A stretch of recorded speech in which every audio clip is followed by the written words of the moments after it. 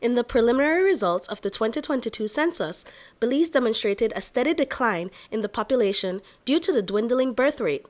Director General of the S.I.B, Diana Castillo-Trejo, expanded on these trends.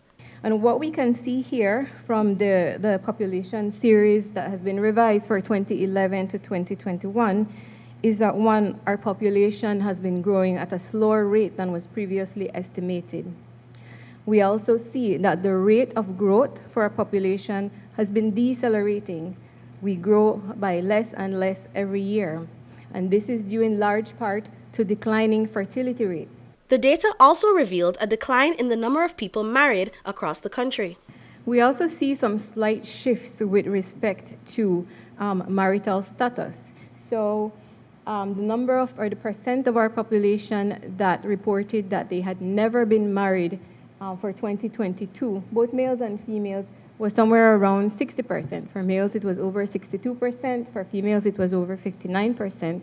And both of these were up a few percentage points from 2010. And this corresponded with a slight decrease in the number of persons who reported that they had been married. Contrary to the declining marriage rates, the number of people reported in common law partnerships increased.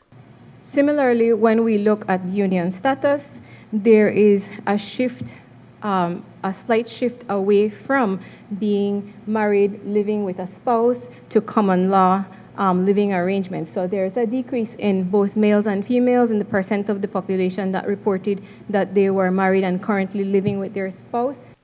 According to Castillo-Trejo, the decline in population is consistent with the trends observed in a number of other countries around the world, such as China and Korea. In 2021, data from the World Bank revealed that Korea had the lowest birth rate worldwide, which has only declined since, resulting in the implementation of several government initiatives to boost the birth rates, such as subsidized housing for newlyweds, discounting postpartum care for new mothers, and payments of over $2,000 for every newborn. She further explained that not only has the population decreased, but it has also aged as a result of the low birth rate. We can take a look at how our population has changed just in a snapshot form over the past several decades, and we will see that there have been not only changes in terms of growth of the population, but also changes in terms of our general age structure.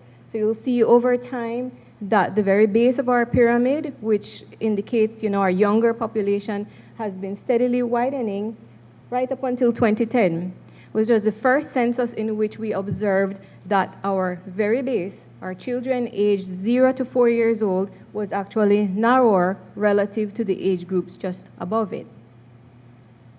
By 2022, we can see that this trend was even more pronounced, and this is signaling at least the beginning of a gradual aging of our population. Remember, fertility rates are declining, people are having less children, base of our population is shrinking, and we are starting to age as a population over time. Another contributor to the low population was the decline in people who were born abroad migrating to Belize. Dr. Osman Martinez, CEO of the Ministry of Economic Development, stated that the number of people who migrate to Belize for work is still significant. However, they are operating in informal positions, such as construction and agriculture, which he stated were in need of more employees.